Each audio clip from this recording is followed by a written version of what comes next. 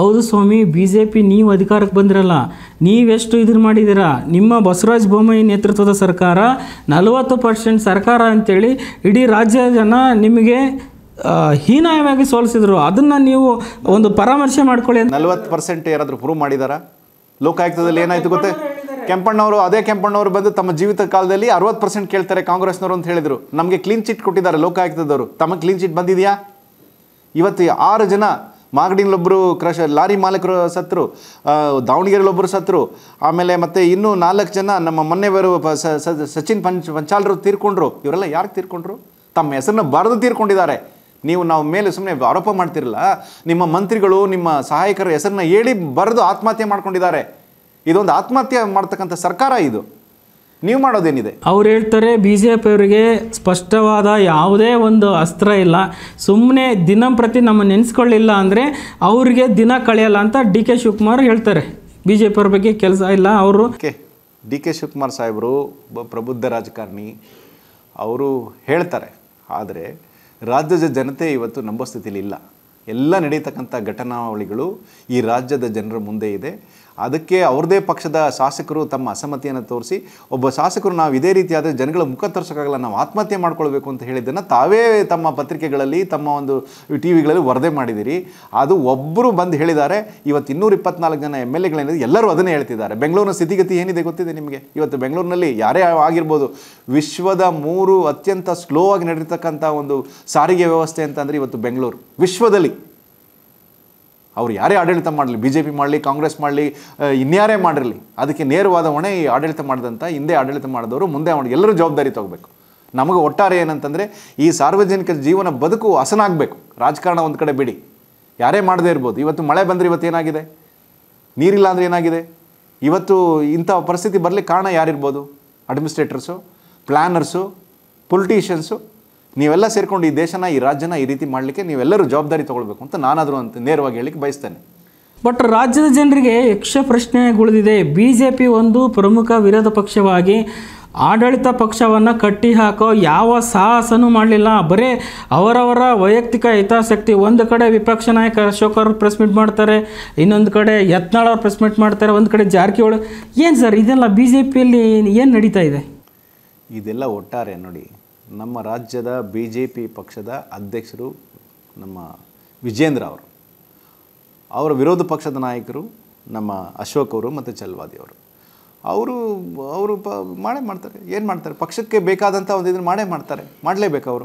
ಅವರ ನೇತೃತ್ವದಲ್ಲಿ ನಾವು ವಿರೋಧ ಪಕ್ಷವಾಗಿ ಕೆಲಸ ಮಾಡ್ತಾ ಇದ್ದೀವಿ. ಬಟ್ ವಕ್ಫ್ ಹೋರಾಟಕ್ಕೆ ಬಂದಾಗ ಬಣ ರಾಜಕೀಯಲ್ಲಿ ಎದ್ದು ಕಾಣ್ತಾ ಇದೆ. ಯತ್ನಾಳ್ ಅವ್ರು ಹೇಳ್ತಾರೆ ಒಂದು ಕಡೆ ಅದು ಕ್ರೆಡಿಟ್ ನನಗೆ ಬರಬೇಕಂತ, ಒಂದು ಕಡೆ ಇವ್ರು ಹೇಳ್ತಾರೆ ಪಾಂಚಾಳ್ ಕೇಸ್ ಇಟ್ಕೊಂಡು ಇವ್ರು. ಎಲ್ಲಿ ಸರ್ ಇದು? ಅಂದರೆ ಜನರನ್ನ ಒಂಥರ ತಪ್ಪು ದಾರಿಗೆ ಎಳಿತಾ ಇದ್ದಾರೆ ಅಂತ. ಏನು ಎಲ್ಲ ನದಿಗಳು ಓಡೋದು ಸಾಗರದ ಕಡೆಗೆ. ಸೊ ನಮ್ಮ ಯಾವುದೇ ನಾಯಕರು ಯಾವುದೇ ಹೋರಾಟಗಳನ್ನು ತಮ್ಮ ದಿಕ್ಕಿನಲ್ಲಿ ಮಾಡಿದ್ರು ಕೂಡ ಎಲ್ಲ ನಾಯಕರು, ಯತ್ನಾಳರು ಇರ್ಬೋದು ಅಥವಾ ನಮ್ಮ ಸತೀಶ್ ಜಾರಕಿಹೊಳಿ ಇರ್ಬೋದು, ಎಲ್ಲರದು ಒಟ್ಟಾರೆ ಏನಂತಂದರೆ ಈ ಜನರ ಸಮಸ್ಯೆಗಳನ್ನು ಪರಿಶೀಲಿಸಬೇಕು ಮತ್ತು ಅದಕ್ಕೊಂದು ಪರಿಹಾರ ಕಂಡುಹಿಡಬೇಕು ಅಂತ. ಎಲ್ಲ ನದಿಗಳು ಓಡೋದು ನಮ್ಮ ಸಾಗರದ ಕಡೆಗೆ. BJP ಒಂದು ಸಾಗರ, ಆ ಸಾಗರದ ಕಡೆಗೆ ಓಡ್ತದೆ. ಅದು ಒಂದು BJP ಯಾವತ್ತೂ ಕೂಡ ವಿಭಿನ್ನವಾದಂಥ ಪಕ್ಷ, ಅತ್ಯಂತ ಹೆಚ್ಚು ಸದಸ್ಯ ಹೊಂದಿರತಕ್ಕಂಥ ಒಂದು ಪಕ್ಷ BJP ಪಕ್ಷ. Right sir. BY ರಾಘವೇಂದ್ರ ಅವರ ಆಡಳಿತ ವೈಖರಿ ಕೆಲವು ಹಿರಿಯ ಮುಖಂಡರಿಗೆ ಅಸಮಾಧಾನ ತಂದಿದೆ. ಅದಕ್ಕೋಸ್ಕರ ನಿಮ್ಮ ವರಿಷ್ಠರು ಎಲೆಕ್ಷನ್ ಕೂಡ ಅನೌನ್ಸ್ ಮಾಡಿದ್ದಾರೆ. ಮುಂದಿನ ನಡೆ ಏನು ಸರ್ ನಿಮ್ಮ ಅಧ್ಯಕ್ಷರದಾಗಿರ್ಬೋದು ಅಥವಾ ಪಕ್ಷದ ಒಂದು ವಿಚಾರದಲ್ಲಿ? ಇಲ್ಲಿ ಒಂದು ಸಾಂಸ್ಥಿಕ ಚುನಾವಣೆ ನಡೀತದೆ. ಚುನಾವಣಾ ಅಧಿಕಾರಿಗಳು ನೇಮಕ ಮಾಡಲಾಗ್ತದೆ. ಒಂದು ಡೆಮೊಕ್ರೆಟಿಕ್ ಸಿಸ್ಟಮ್ನಲ್ಲಿ ಅವ್ರನ್ನ ಒಂದು ಅಧ್ಯಕ್ಷನ ನೇಮಕ ಮಾಡೋ ಪ್ರಕ್ರಿಯೆ ಈಗಾಗಲೇ ಪ್ರಾರಂಭ ಆಗಿದೆ. ಅದರ ಪ್ರಕಾರನೇ ಆಗ್ತದೆ. ಪಕ್ಷದ ಪ್ರಣಾಳಿಕೆ ಏನಿದೆ, ಪಕ್ಷದ ಒಂದು ಇದೇನಿದೆ, ನಿಯಮಾವಳಿಗಳೇನಿದೆ, ಅದ್ರ ಪ್ರಕಾರನೇ ಮಾಡುವಂಥ ಕೆಲಸವನ್ನು ಮಾಡಲಾಗುತ್ತೆ. ಸೊ ಇದನ್ನು ಹೊರತುಪಡಿಸಿ ತಾವು ಈ ಒಂದು ರಾಜಕೀಯ ಜಂಜಾಟದ ಮಧ್ಯೆನೂ ಕೂಡ ಕೌಟುಂಬಿಕವಾಗಿ ಹೇಗೆ ಒಂದು ಸಮಯನ ಬಿಡು ಮಾಡ್ಕೊತೀರಾ? ಮತ್ತು ತಮ್ಮ ಕುಟುಂಬದ ವಿಚಾರ ಹೇಳೋದಾದರೆ ತಮ್ಮ ಫ್ಯಾಮಿಲಿ ಬಗ್ಗೆ ನಮ್ಮ ವೀಕ್ಷಕರಿಗೆ. ಇದು ಎಲ್ಲ ರಾಜಕಾರಣಿಗಳು ವೃತ್ತಿಪರಗಿರೋ ಥರ ಮನೆಯಲ್ಲಿ ಸಮಯ ಕೊಡಲ್ಲ ಅನ್ನೋ ಒಂದು ಕೊರಗಿದ್ದೇ ಇದೆ. ಆದರೆ ಇದ್ರ ಹೊರತಾಗಿ ನಮ್ಮ ಮಕ್ಕಳು ಈಗಾಗಲೇ ಓದಿ ದೊಡ್ಡವರಾಗಿರೋದ್ರಿಂದ ನಮಗೆ ಸ್ವಲ್ಪ ಇದಾಗಿದೆ. ಉಳಿದದ್ದು ಸಮಯ, ನಮ್ಮ ಜೀವನದ ಬಹುತೇಕ ಸಮಯ, ನಾನು ಸಣ್ಣ ವಯಸ್ಸಿನಿಂದ ಕೂಡ ನಾನು ಜನರ ಮಧ್ಯೆ ಬೆಳೆದು ಬಂದಂಥವನು. ಊರು ಕೇರಿ, ಅವಾಗ ನಾನು ಸಣ್ಣವನಿದ್ದಾಗ ತಮಗೆ ಗೊತ್ತಿರಲಿ, PUC ಇದ್ದಾಗ ನಾನು ಅರ್ಜಿಗಳನ್ನ ಹಿಡ್ಕೊಂಡು ವಿಧಾನಸೌಧಕ್ಕೆ ಬರ್ತಿದ್ದೆ. SLC ಇದ್ದಾಗ ನಾನು ಅರ್ಜಿಗಳು ಹಿಡ್ಕೊಂಡು ಬರ್ತಿದ್ದೆ. ನಮ್ಮ ಜನಗಳು ಮನೆಗಳು ಕೊಡಿ, ಸೈಟ್ ಕೊಡಿ, ಜಾಗ ಕೊಡಿ ಅಂತ ಹೇಳಿ ಅರ್ಜಿಗಳು ನಾನೇ ಬರೆದು ಕೊಡುವಂಥದ್ದು ಕೂಡ ಮಾಡ್ತಿದ್ದೆ. ಕೊರೋನಾ ಟೈಮಲ್ಲಿ ನಾನು ಎಲ್ಲರೂ ಭಿನ್ನವಾದಂಥ ಕಾರ್ಯಕ್ರಮ ಹಾಕ್ಕೊಂಡ್ರು. ಜನರಿಗೆ ಸಹಾಯ ಮಾಡೋದು, ಹಾಸ್ಪಿಟ್ಲಿಗೆ ಮಾಡೋದು. ನಾನು ಆಯ್ಕೆ ಮಾಡ್ಕೊಂಡದ್ದು ಬೀದಿ ನಾಯಿಗಳಿಗೆ ಊಟ ಕೊಡಬೇಕು ಅಂತ. ಸುಮಾರು 100 ದಿನ ನಾನು ಬೀದಿ ನಾಯಿಗಳಿಗೆ ನಾನು ನನ್ನ ಕುಟುಂಬದವರು ಊಟ ಮಾಡ್ಕೊಂಡೋಗಿ ಆಗ್ತಿದ್ವಿ. ಮೊದಲು ನಾಯಿಗಳು ಕೂಡ ನಮ್ಮನ್ನು ನಂಬ್ತಿರ್ಲಿಲ್ಲ. ನಾಯಿಗಳಿಗೂ ಕೂಡ ಈ ಮನುಷ್ಯನ ಕಂಡ್ರೆ ಎಷ್ಟು ಭಯ ಇದೆ ಅಂತಂದರೆ, ನಾವು ಹಾಕೋ ಊಟ ತಿನ್ನೋದಿಲ್ಲ, ಯಾರೋ ನಮ್ಮನ್ನು ಸಾಯಿಸ್ಲಿಕ್ಕೆ ಬಂದಿದ್ದಾರಂತ. ಆದರೆ ಕೊನೆಗೆ ಅವು ಏನಾಯ್ತು ಅಂದರೆ, ನಾವು ಕಾರಲ್ಲಿ ಊಟ ಮಾಡ್ಕೊಂಡು ಹೋದಂಥ ಸಂದರ್ಭದಲ್ಲಿ ನಮ್ಮನ್ನು ನೋಡಿ ಭಾಳ ಖುಷಿ ಪಡ್ತಿದ್ವಿ. ಎಲ್ಲ ಪತ್ರಿಕೆಗಳಲ್ಲಿ ನನ್ನ ಬಗ್ಗೆ ಅದೊಂದು ಒಳ್ಳೆ ಲೇಖನ ಬಂತು. ಆಮೇಲೆ ಒಂದು ದೊಡ್ಡ TV-ನಲ್ಲಿ ಬಾಹುಬಲಿ ಕಾರ್ಯಕ್ರಮದಲ್ಲಿ ನನ್ನ ಗುರುತಿಸಲಾಯಿತು. ಹಾಗೆ ನನ್ನ ಎಲ್ಲ ಸಾಮಾಜಿಕ ಕೆಲಸಗಳನ್ನು ತೊಡಗಿಸ್ಕೊಂಡಿರೋದ್ರಿಂದ ನನ್ನ ಕುಟುಂಬ ಯಾವತ್ತೂ ನನ್ನ ಜೊತೆಯಲ್ಲಿದೆ. ನಾವೇನು ಮಾಡಿದ್ರು ಒಟ್ಟೊಟ್ಟಾಗಿ ನಾವು ಸೇವೆ ಮಾಡ್ತೀವಿ. 2 ಮಕ್ಕಳು ಡಾಕ್ಟರ್ಸ್ ಇದ್ದಾರೆ, ಅವರು ಕೂಡ ಈ ಸಾಮಾಜಿಕ ಕಾರ್ಯಗಳಲ್ಲಿ ತೊಡಗಿಸ್ಕೋತಾರೆ. ನಮ್ಮ ಶ್ರೀಮತಿಯವರು ಕೂಡ ಹೆಚ್ಚೆಚ್ಚು ಸಮಯವನ್ನು ಸಾಮಾಜಿಕ ಕಾರ್ಯಕ್ರಮಗಳಿಗೆ, ದೇವತಾ ಕಾರ್ಯಗಳಿಗೆ ಬಳಸ್ತಾರೆ. ಸೊ ಹಾಗಾಗಿ ನಮ್ಮದೊಂದು ಸಣ್ಣ ಕುಟುಂಬ, ಸುಖಿ ಕುಟುಂಬ. ಸರ್, ರಾಜಕೀಯವಾಗಿ ಇನ್ನೇನು ಸ್ಥಳೀಯ ಸಂಸ್ಥೆಗಳೇ BBMP ಎಲೆಕ್ಷನ್ ಆಗಿರ್ಬೋದು, ಜಿಲ್ಲಾ ತಾಲೂಕು ಪಂಚಾಯತ್ ಆಗ್ತಾಯಿದೆ. ಬೆಂಗಳೂರು ಸಿಟಿಗೆ ಹೇಳಬೇಕಾದ್ರೆ BBMP ಎಲೆಕ್ಷನ್ ಇನ್ನೇನು ಈ ಸರ್ಕಾರ ಮಾಡುತ್ತೋ ಬಿಡುತ್ತೋ ಗೊತ್ತಿಲ್ಲ. ಬಟ್ ತಾವೊಬ್ಬ ಪ್ರಮುಖ ರಾಜಕೀಯ ಪಕ್ಷದ ಮುಖಂಡರಾಗಿ ಮುಂದಿನ ತಮ್ಮ ಸ್ಥಾನಮಾನದ ಬಗ್ಗೆ, ಅಥವಾ ನಾನು ಹಿಂಗಾಗಬೇಕು, ನಾನು ಸನ್ಯಾಸಿ ಅಲ್ಲ, ನನಗೂ ಇಂಥ ಸ್ಥಾನ ಬೇಕು ಅನ್ನೋದಾದರೆ ತಮ್ಮ ಒಪಿನಿಯನ್ ಸರ್? ನಾನಾಗಲೇ ನನ್ನ ಇಚ್ಛೆಯನ್ನು ಭಾರತೀಯ ಜನತಾ ಪಾರ್ಟಿಯ ಪ್ರಮುಖರಿಗೆ ಹೇಳಿದ್ದೇನೆ. ಅವರೆಲ್ಲ ರಾಜಕಾರಣಕ್ಕೆ ಬರೋದು ನಾವೇನು ಭಾಳ ಸೇವೆ ಮಾಡೋದ್ರ ಜೊತೆಗೆ ಅದಕ್ಕೆ ಅವಕಾಶಗಳು ಸಿಗಬೇಕು ಅಂತ.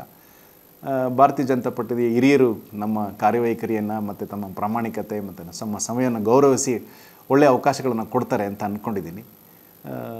ಅದ್ರ ಮೂಲಕ ಹೆಚ್ಚು ಜನರನ್ನು ಸೇರಿಸುವಂಥದ್ದು. ಏನಾಗುತ್ತೆ, ನಿಮಗೆ ರಾಜಕೀಯದಲ್ಲಿ ಅಧಿಕಾರ ಬಂದಾಗ ಏನಾಗುತ್ತೆ, ನಿಮ್ಮ ಧ್ವನಿಯನ್ನು ಹೆಚ್ಚು ಜನ ಕೇಳಲಿಕ್ಕಾಗತ್ತೆ. ಒಂದೇ ಒಂದು ಇದರಲ್ಲಿರ್ತಕ್ಕಂಥ ಪ್ಲಸ್ ಪಾಯಿಂಟ್, ಈಗ ನಾನು ಯಾವುದೇ ವ್ಯಕ್ತಿ, ಸಾಮಾನ್ಯ ವ್ಯಕ್ತಿ ಮತ್ತು ಅಧಿಕಾರದಲ್ಲಿರ್ತಕ್ಕಂಥ ವ್ಯಕ್ತಿ ಮಾಡಬಹುದಾದ ಒಂದು ದೊಡ್ಡ ವಿಚಾರ ಬದಲಾವಣೆ ಅಂತಂದರೆ, ಅಧಿಕಾರದಲ್ಲಿರ್ತಕ್ಕಂಥ ವ್ಯಕ್ತಿ ತನ್ನ ಧ್ವನಿಯನ್ನು ತನ್ನ ಜನರಿಗೆ ಕರ್ಕೊಂಡು ಹೋಗತಕ್ಕಂಥ ಒಂದು ಕೆಲಸ ಮಾಡಬಲ್ಲ ಅಂತ ಒಂದು ಶಕ್ತಿ ಈ ರಾಜಕೀಯ ಮತ್ತು ಅಧಿಕಾರದಿಂದ ಬರುತ್ತೆ. ಸೊ ಅದಾದಾಗ ಮಾತ್ರ ಒಂದು ಬೆಳವಣಿಗೆ, ಅಂಥ ಮನೋಭಾವ ಇರತಕ್ಕಂಥವರು ಈ ಒಂದು ರಾಜಕೀಯಕ್ಕೆ ಬರಬೇಕು. ಹೆಚ್ಚು ಬಂದಂಥ ಸಂದರ್ಭದಲ್ಲಿ ಈ ಜನರ ಸಮಸ್ಯೆಗಳಿಗೆ ಸ್ಪಂದಿಸಲಿಕ್ಕೆ ಅನುಕೂಲ ಆಗುತ್ತೆ. ಹಾಗಾಗಿ ನಮ್ಮ ಪಕ್ಷದ ಹಿರಿಯರು, BJPಯ ಪಕ್ಷದ ಹಿರಿಯರು ನನಗೆ ಒಂದು ಅವಕಾಶಗಳನ್ನು ಕಲ್ಪಿಸ್ಕೊಡ್ತಾರೆ ಅಂತ ನಾನಂತೂ ತುಂಬ ಭರವಸೆಯಿಂದ ಇದ್ದೇನೆ. ರೈಟ್ ಸರ್, ಇಷ್ಟೊತ್ತು ನಮ್ಮ ಕಾರ್ಯಕ್ರಮಕ್ಕೆ ತಮ್ಮ ಬ್ಯುಸಿ ಶೆಡ್ನಲ್ಲಿ ಬಂದು ನಾನು ಮತ್ತು ನನ್ನ ರಾಜಕಾರಣದ ತಾವು ಒಂದು ಭಾಗವಾಗಿದ್ದೀರಿ. ತಮಗೆ ಹೃತ್ಪೂರ್ವಕ ಧನ್ಯವಾದಗಳು ಸರ್. ತಮಗೂ ಮತ್ತು ತಮ್ಮ ವೀಕ್ಷಕರಿಗೂ ಮತ್ತು ಕರ್ನಾಟಕದ ಮಹಾಜನತೆಗೆ ಮಕರ ಸಂಕ್ರಾಂತಿಯ ಶುಭಾಶಯಗಳು. ಧನ್ಯವಾದ. ರೈಟ್ ವೀಕ್ಷಕರೇ, ನೋಡಿದ್ರಲ್ಲ, ನಾನು ನನ್ನ ರಾಜಕಾರಣದ ಇವತ್ತಿನ ಅತಿಥಿ ಏನು ನ್ಯಾಯವಾದಿಗಳು ಹಾಗೂ ಮತ್ತು BJPಯ ರಾಜ್ಯ ವಕ್ತಾರರಾಗಿರ್ತಕ್ಕಂಥ ವೆಂಕಟೇಶ್ ದೊಡ್ಡೇರಿ ಅವರೊಂದಿಗೆ ಇವತ್ತಿನ ವಿಶೇಷ ಮಾತುಕತೆ. ಮುಂದಿನ ಸಂಚಿಕೆಯಲ್ಲಿ ಮತ್ತೊಬ್ಬ ವಿಶೇಷ ಅತಿಥಿಯೊಂದಿಗೆ ನಿಮ್ಮ ಮುಂದೆ ಬರ್ತೀನಿ. ಸಮಗ್ರ ನ್ಯೂಸ್, ಇದು ನೇರ ನುಡಿ. ಧನ್ಯವಾದ.